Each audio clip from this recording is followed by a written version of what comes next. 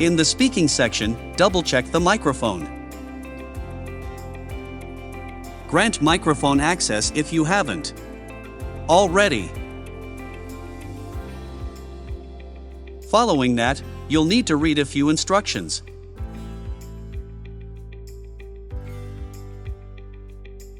Your test will begin in 5 seconds.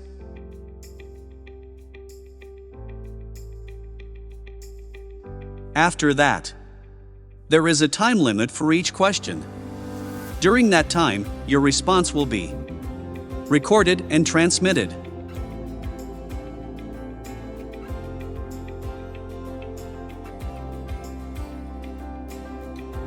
After 1 minute of preparation time, you have 2 minutes to talk in part 2.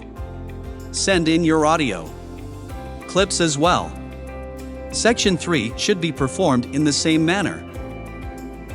As you can see, the app is user-friendly in this regard. Best regards. Make the effort.